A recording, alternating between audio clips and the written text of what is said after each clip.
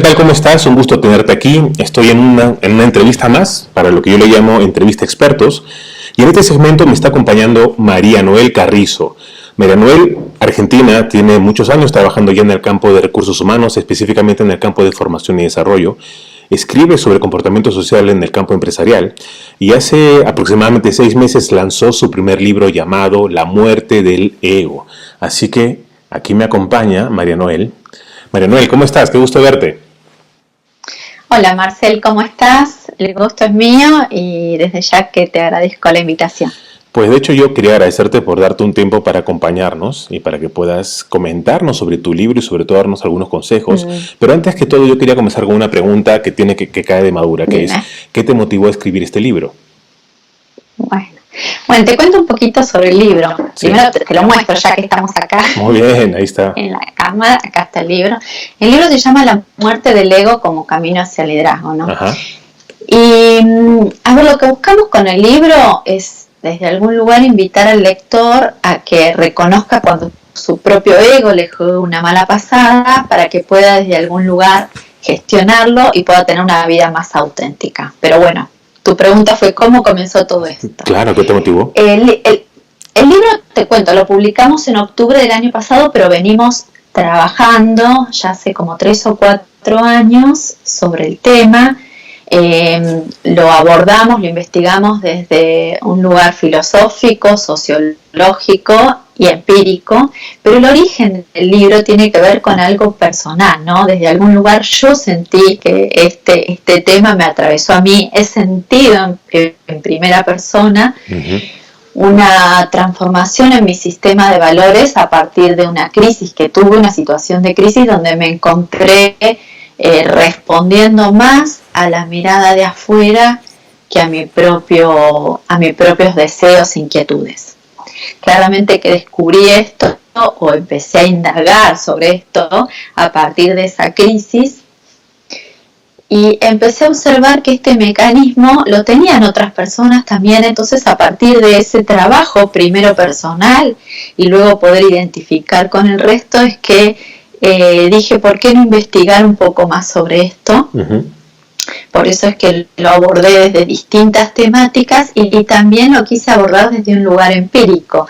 Y a partir de ahí también lo que hicimos es hacer entrevistas a diferentes líderes para ver si también a ellos el ego les había gestionado una mala jugada, ¿no? Se habían desde algún lugar identificado con ese arquetipo o estereotipo que ahora te voy a contar cómo es la jugada del ego. O sea, esto comenzó, estamos hablando hace aproximadamente 6 años, donde yo tuve esta crisis personal, donde identifiqué que mi propio sistema de valores había entrado en crisis. Esto, como te decía antes, de responder a las expectativas del otro, de quizás del otro es del afuera, ¿no? Quizás me había comprado o había adquirido un prototipo, un arquetipo de una mamá perfecta, de una profesional exitosa, de una amiga todoterreno, que claramente, que ahora lo vamos a hablar, porque todo esto está en el libro, estas son las falacias del ego, los engaños que te hace el ego, ¿no? Claramente lo que el ego es, desde algún lugar, es un falso yo, ¿no? Pero ese ego se va construyendo desde muy, muy pequeños. Todo esto en la investigación y lo abordamos en los primeros capítulos. Porque uno se va armando su identidad en función de la mirada de afuera, al principio de mamá y papá, después de la escuela o el colegio donde fuimos, de la universidad, el club, de tu pareja, y con tal de buscar esa aceptación del otro, ¿no? Con tal de encajar en una sociedad, uno se va armando esta máscara, que te muestro acá, esta máscara, esta es la tapa del libro, claramente que es inconsciente este procedimiento, ¿no? Digo, el ego desde algún lugar es invisible, ¿no? Y uno se lo va construyendo y se va identificando tanto con este modelo, ¿no? Que después ya pensás, decidís y deseas en función de ese arquetipo que te construiste, en función de la mirada de la afuera. Hasta que algún momento de tu vida o te lo replanteás porque sentís mucha incomodidad, que ahora vamos a hablar de los síntomas, por así decir, que te suceden en el cuerpo, como para poder estar en alerta y decir, a ver, ¿estoy realmente respondiendo a mi verdadero yo, a mi autenticidad, o estoy respondiendo a la afuera? Esto por un lado, toda esta temática que te lo resumí, y por otro lado, como yo trabajo en el mundo corporativo hace mucho tiempo, también lo que veía es que el ego de los líderes y de los referentes de distintas organizaciones generaban costos enormes. Primero a ellos, a sus equipos y a las organizaciones. Entonces pude identificar la jugada del ego, que partió, como digo, de una inquietud de algo personal, y después lo vi, pude ver esta jugada del ego en las distintas personas que me rodeaban, y en el mundo donde yo trabajo lo vi más. Y desde algún lugar quise investigar qué es lo que pasaba en las organizaciones con los líderes, porque claramente que las decisiones y las acciones de los líderes, de los referentes, tienen un alcance y un impacto mucho mayor, ¿no? En las personas, en los equipos, en las organizaciones, ¿no? Porque muchas veces vimos o veíamos en las reuniones de directorio donde respondían más a sus egos que a lo que realmente ellos querían y deseaban. Porque me ha pasado de conocer a diferentes líderes, sus intenciones, lo que querían con sus equipos, con su estilo de liderazgo, de autenticidad y demás, y con la organización, pero después en un momento determinado, ya sea en una reunión de directorio donde sentían ataques de diferentes personas, porque el ego desde algún lugar se siente atacado, entonces lo que quiere es que encajes. Esa es la jugada inconsciente, ¿no? Del ego, de nuestro propio ego. Quiere que encajes, quiere ser aceptado, quiere ser reconocido, quiere ser aplaudido, quiere que digas, no sé, en este momento mi ego, que vos digas, Marcel, bueno, wow, qué interesante todo lo que dije, ¿no? Entonces el ego desde algún lugar se empieza a sentir más cómodo, y cuando vamos a suponer, yo estoy diciendo algo en este momento y veo que tu cara es rara, yo rápidamente mi ego lo voy a tratar de encajar con este formato y quizás cambie el discurso, ¿no? Y tal vez no es lo que realmente quería transmitir. Estas son un poco las jugadas y las falacias del ego, porque el ego lo que hace, nosotros lo dividimos dentro del libro como 3 falacias del ego, que están en el capítulo 3 aproximadamente, para poder identificar. El ego dice, soy lo que tengo, como que uno vale como persona en función de lo que tiene. Soy lo que hago, que uno vale en función de lo que hace, o soy lo que dicen de mí. Te hago estos 3 ejemplos, Marcel. Por ejemplo, soy lo que tengo tiene que ver con, bueno, cuanto más tengo económicamente, más dinero tengo, más objetos materiales tengo, más valgo como persona. Otra jugada es, soy lo que hago, o sea, cuanto más alto estoy en el organigrama o más títulos tengo dentro de mi oficina, como que más valgo como persona. A ver, estas jugadas del ego, desde algún lugar lo que hacen es responder a las expectativas de la afuera, porque vivimos en una sociedad donde también, o sea, este es como un problema de la sociedad donde los exitosos están relacionados a los que más tienen en temas materiales, los que más tienen títulos o lo que dicen de mí, la reputación más importante que tienen, el prestigio. Entonces uno también se fue creyendo y armando ese arquetipo que es claramente el arquetipo de la afuera, que quizás no tiene que ver con uno, o uno se lo fue construyendo y está tan apegado, se identificó tanto con esto, que quizás en algún momento de la vida te cuestionás, ¿no? ¿Para qué hago lo que hago? O te cuestionás o empezás a sentir incomodidad respondiendo a lo que deberías responder, porque es lo que siempre respondiste y lo que esperan los demás. ¿Cómo voy a responder otra cosa? Pero quizás internamente tenés una voz más genuina, más auténtica, que tiene que ver con tus deseos más profundos, que es diferente. Entonces ese es el primer, por así decir, llamado de atención, donde uno puede empezar a cuestionarse, ¿no? Y a preguntarse. No, y yo te iba a preguntar como para recorrer un camino, ¿no? Es un camino, ¿no? Un camino a poder gestionar esto. Dime. No, que yo te iba justo a preguntar si uno nace con el ego o lo desarrolla, pero ya entendí que uno desarrolla el ego a lo largo de la vida por los estímulos externos, ¿no? Y una serie de otras variables. Pero, claro. No, pero... No, te decía que uno, a ver, uno nace con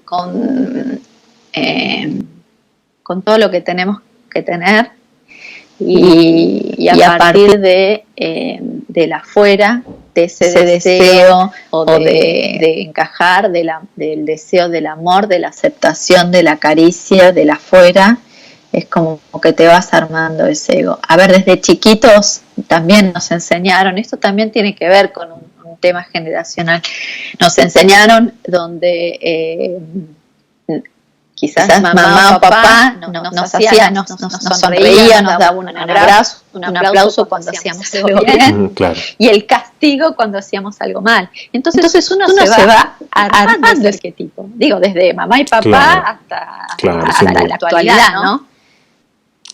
Claro. Y sabes que, Noel, antes que me olvide, mencionaste algo sobre mi rostro, un gesto que hacía.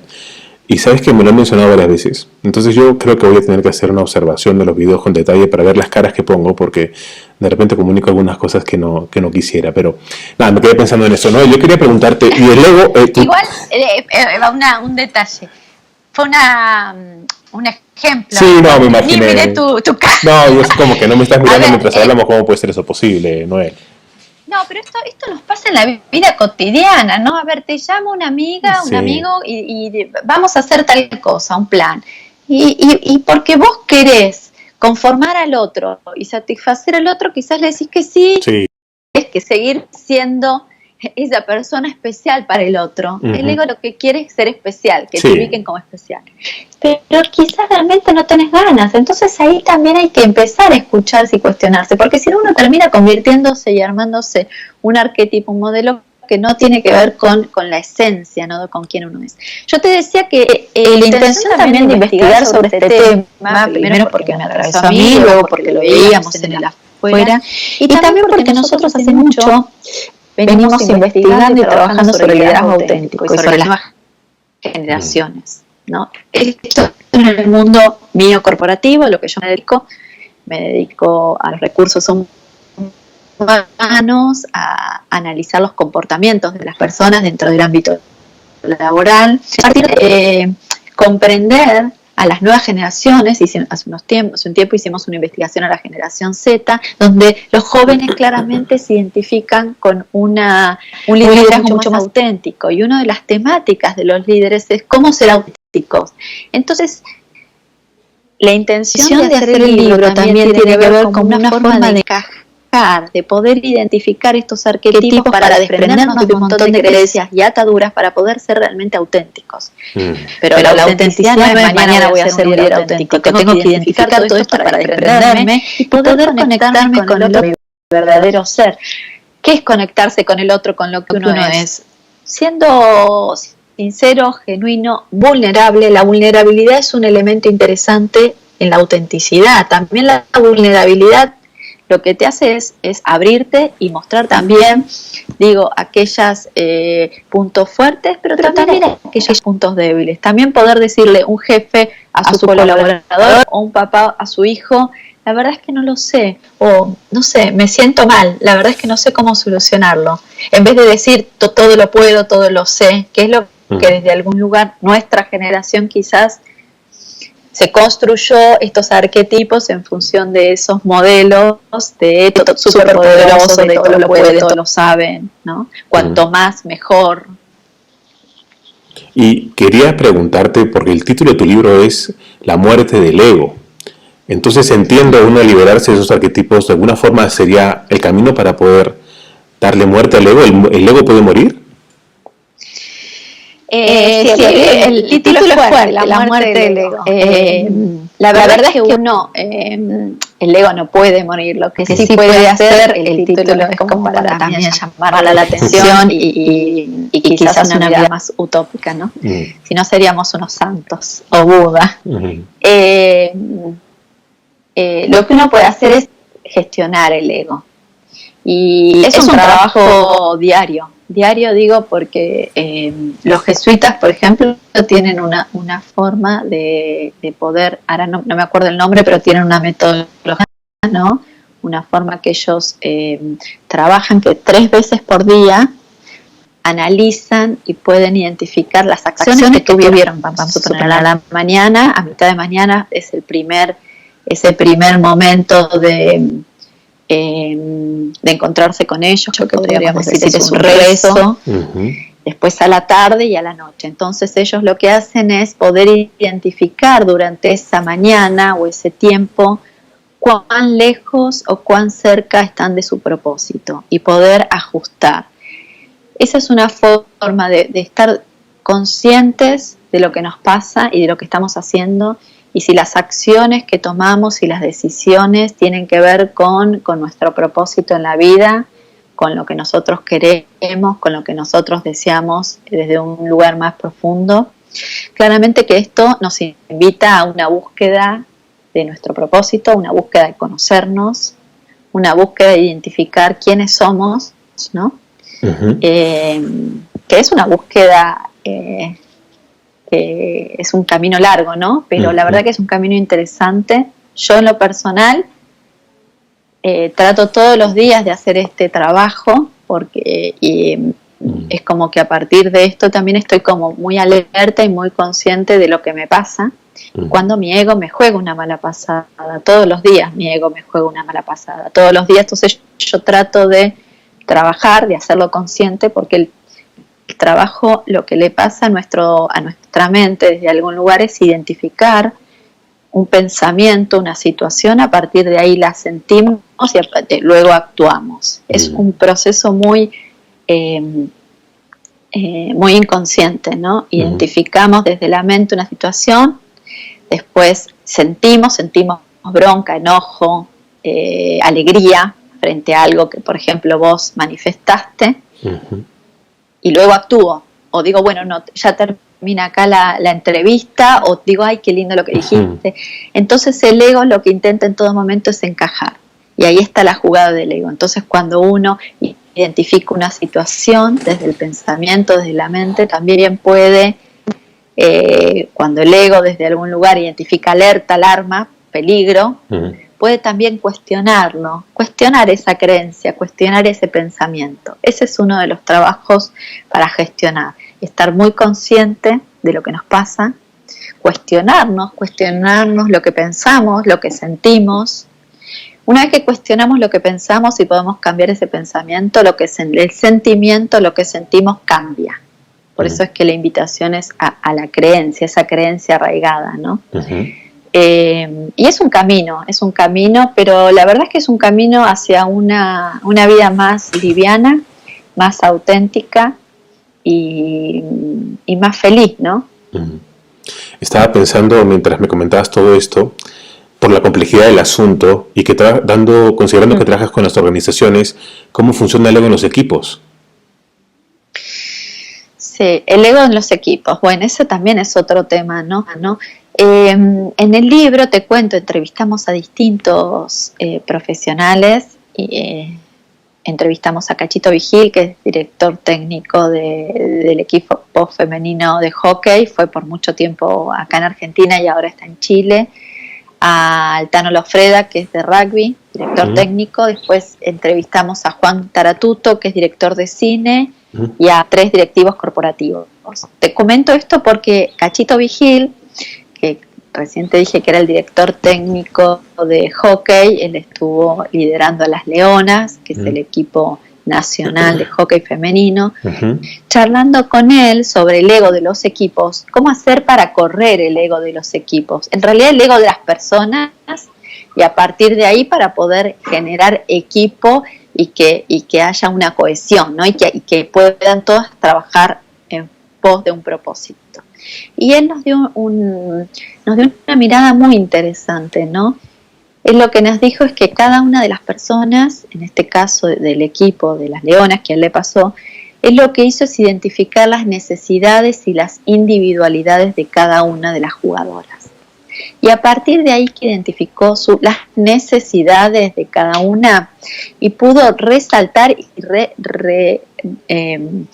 pudo desde algún lugar potenciar las fortalezas de cada una, luego los egos se van corriendo y a partir de ahí pudo trabajar en un propósito de equipo. O sea, como líder, lo que por ahí en este caso, con este ejemplo sugerimos, es poder identificar las necesidades y los deseos de cada uno de sus colaboradores, para poder desde algún lugar resaltar sus fortalezas, ¿no? Lo que aportan en el equipo, ese valor agregado que aporta de forma individual cada uno, para luego poder trabajar una cohesión de equipo. O sea, primero en las individualidades y luego el trabajo en equipo, buscar un propósito de equipo. Porque cuando vos pones el propósito por delante, el propósito tiene que ver más con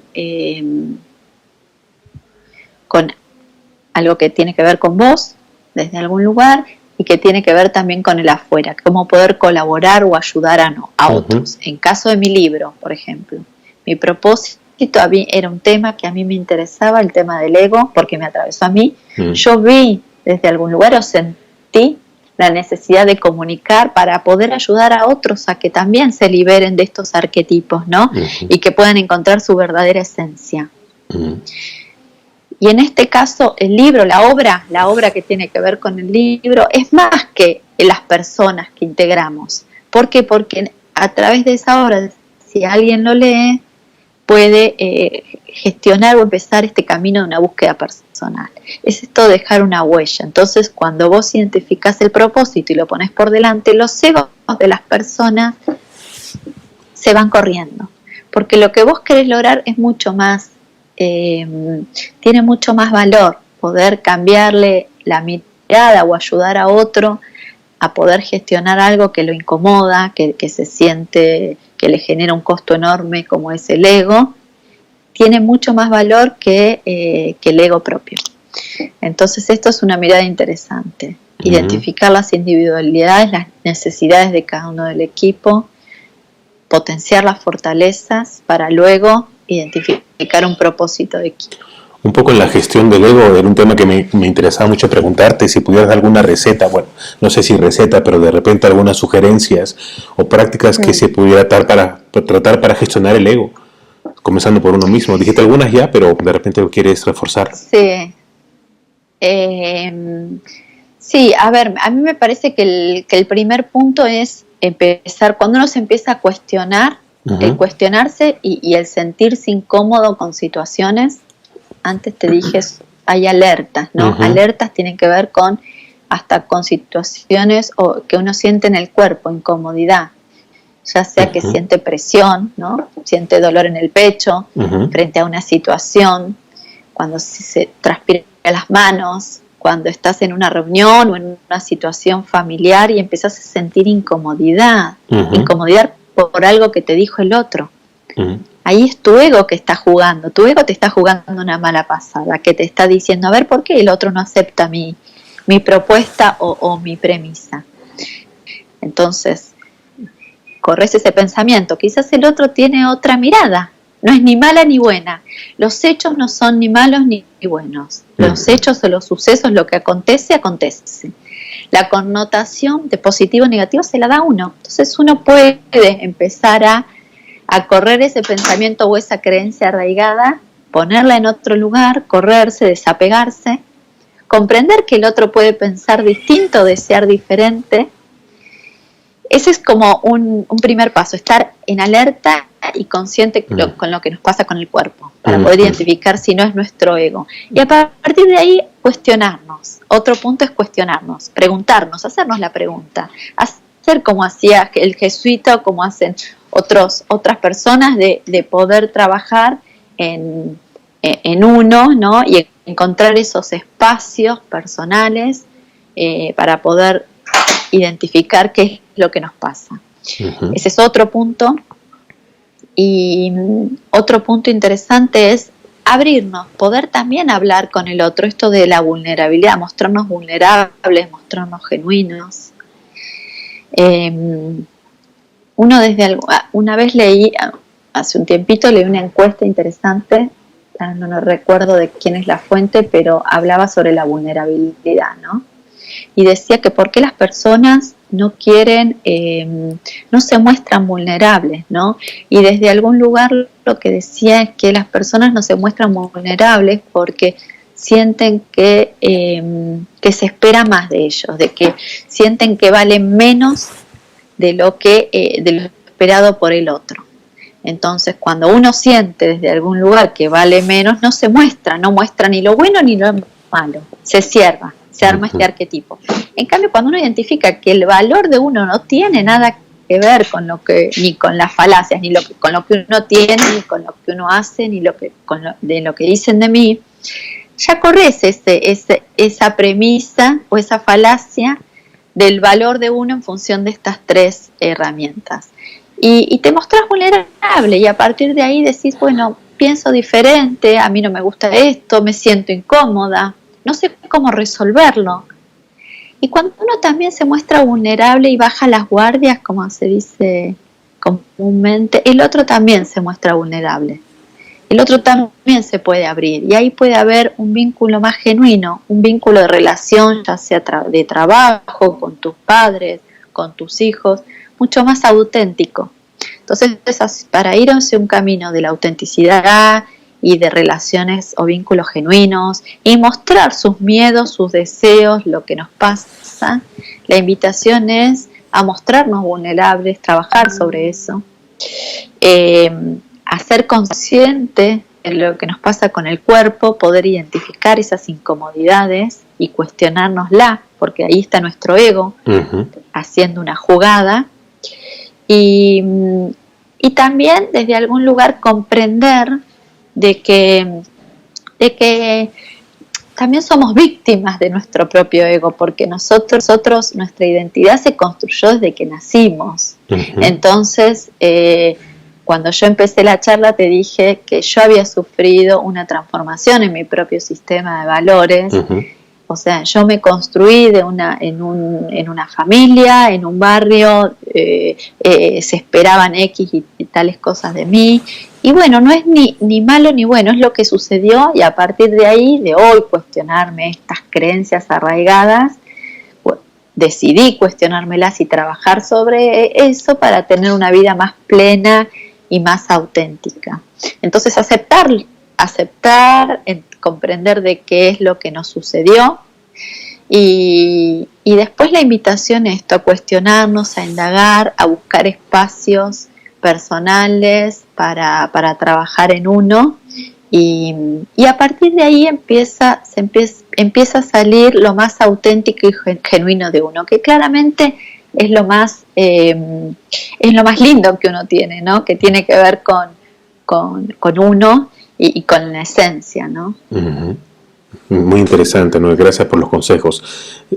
Sabes que quería hacerte una pregunta, no tan vinculada al ego directamente, pero estaba recordando una entrevista en la cual también me invitaste a participar y una iniciativa que tienes que se llama Reinvent. ¿Nos quieres comentar un poquito en qué consiste y qué te motivó también a lanzarlo? Sí, te cuento. Bueno, en función un poco de lo que estamos viviendo actualmente, es que decidí desarrollar este programa que se llama Reinvent, que lo que invita es a reinventarse uno mismo, reinventar a los equipos y reinventar las organizaciones, porque considero que este momento de aislamiento y que estamos viviendo de la pandemia desde algún lugar aceleró situaciones y comportamientos que se venían viendo a través de la revolución digital. Yo además de esto, Marcel, hago investigaciones, investigo sobre el mundo de cómo va a ser el trabajo en el mundo digital, en la era digital, qué le pasa a las personas y los comportamientos, cómo va a ser el trabajo del futuro y demás. Entonces yo venía viendo y trabajando con distintas empresas sobre cómo van a ser los modelos corporativos y los modelos de empresa y de trabajo en la era digital. Y bueno, el aislamiento y el COVID-19 lo que hizo es acelerar esto.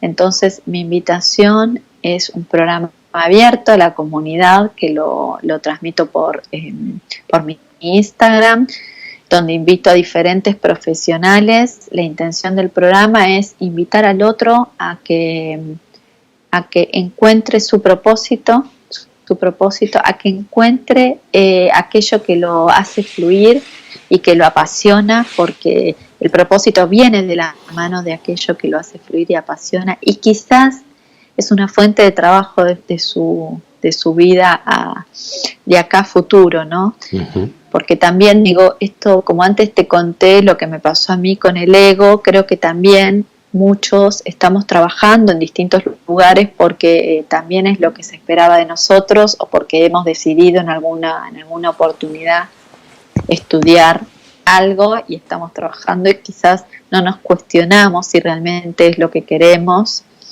o nos lo cuestionamos pero no tomamos decisiones. Entonces quizás este tiempo que estamos viviendo nos invita a cuestionarnos lo que estamos haciendo y si somos felices en nuestro ámbito de trabajo, y si no lo somos, empezar a forjar y encontrar nuestra verdadera esencia para poder brindarle al mundo nuestra mejor versión y poder disfrutar, ¿no?, ese proceso. Como digo también en el libro, cuando ponemos foco en el proceso y no en el resultado, los resultados llegan. Digo, el disfrutar el proceso sin estar esperando un resultado a corto plazo, sino simplemente trabajando en ese proceso donde uno se siente cómodo con las personas que tiene ganas de trabajar y en los proyectos que tiene la oportunidad de gestionar. Yo sé que es difícil por lo que estamos viviendo y la situación social, económica y sanitaria que estamos viviendo, pero tal vez si tenemos un poquito más de tiempo, empezar tal vez en forma paralela en encontrar o empezar esta búsqueda personal de las cosas que nos gustan, que nos generan placer, en las que somos buenos, en las que tenemos talento, y empezar a ese camino de búsqueda personal, y quizás en mientras tanto ocurran algunas oportunidades. Todas las entrevistas que hiciste en su momento fueron 14, no sé si has realizado más, están en tu canal de YouTube, ¿cierto?, de la consultora que manejas. Sí, están en mi canal de YouTube, ahí están las distintas entrevistas. Hicimos un cierre con un coaching de reinvención, con una persona, una abogada. Lo que hicimos es, hace 20 años que trabajaba en el mundo de abogacía, pero además de eso, ella desarrollaba un montón de actividades de forma de hobby, que tiene que ver más con lo artístico, con lo creativo. Entonces, sí, pudimos identificar en ella 5 skills y herramientas donde le pudimos hacer un mapeo de que, independientemente de que ella es abogada hace 20 años y que le va muy bien en esto, tiene un montón de skills que en este tiempo ha desarrollado y que ella disfruta y la pasa bien, y lo cruzamos con un cuadro de oportunidades, ¿no? Entonces ella empezó a ver desde algún lugar oportunidades y herramientas que las tenía, pero nunca había pensado en desarrollarla en forma laboral, ¿no? O sea, poder hacer de tu hobby o de aquello que haces porque te guste algo, una forma de vivir o de trabajar. Entonces fue muy interesante ese coaching. Son 14 entrevistas más el coaching de reinvención y me parece que las entrevistas apuntan, invitan al espectador a que se conecte con aquello que lo hace fluir y lo apasiona a través de historias, ¿no? Historias de inspiración. Están en mi canal de YouTube, sí. ¿Cómo se llama tu canal? ¿ADN Consultora, puede ser? ADN Consultoría. ADN Consultoría. Muy bien, Noel, te quiero invitar a que le des un mensaje de despedida, sobre todo centrado en el tema que estamos trabajando y por lo cual te he invitado y te agradezco mucho por este tiempo, a quienes se animen a ver esta entrevista. ¿Qué les podrías decir? Bien. Bueno, desde mi lugar, desde mi experiencia y desde también a partir del libro y de lo que me pasó en forma personal, mi invitación es a que vale la pena empezar una búsqueda personal para poder identificar primero quién uno es, buscar o identificar aquellos aspectos que que tienen que ver con lo más auténtico de uno y que son esos espacios donde uno fluye y desde algún lugar te apasiona, porque ahí aquello que te apasiona y que fluís y que le pones toda la energía está nuestra verdadera esencia y nuestro propósito. Así que desde mi lugar invito a los que están